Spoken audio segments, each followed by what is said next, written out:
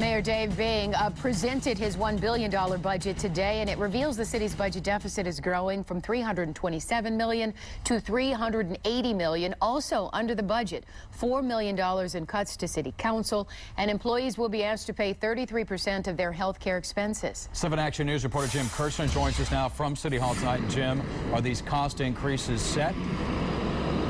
They are not set yet, Jeff, but everybody knows they're coming. And for police officers and city employees, this would be cuts on top of cuts.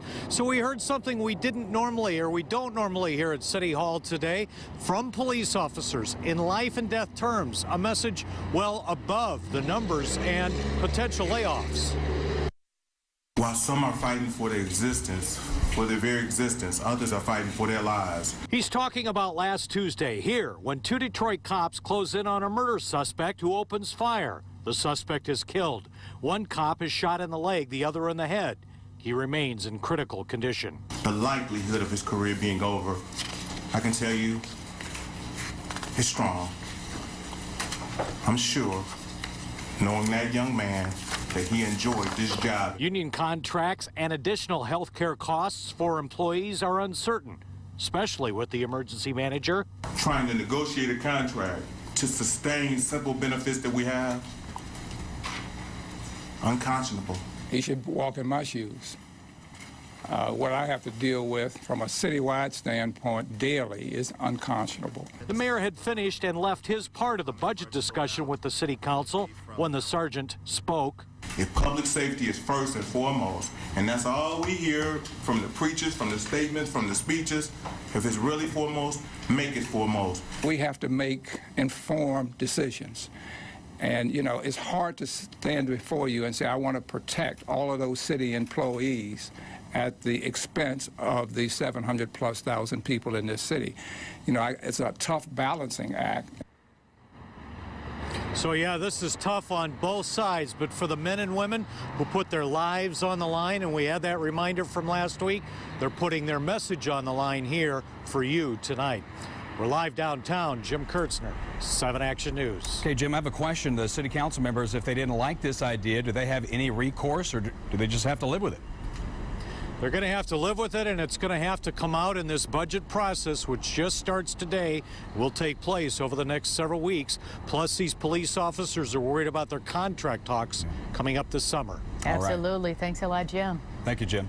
Well, even with all the worries about public safety, hundreds and hundreds of police and firefighters could be heading for retirement, and the mayor says they will not be replaced. 7 Action News reporter Cheryl Choden continues our Team 7 coverage tonight. And Cheryl, this is a huge concern right now.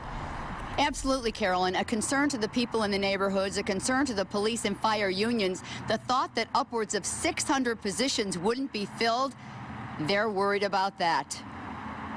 I'm very concerned to be a Detroiter, lifelong Detroiter, and to have all the crimes that we have, and they don't want to refill the positions. There is a problem. Ask any Detroiter in any neighborhood, and they will likely say the same thing Lynn Spears is saying tonight.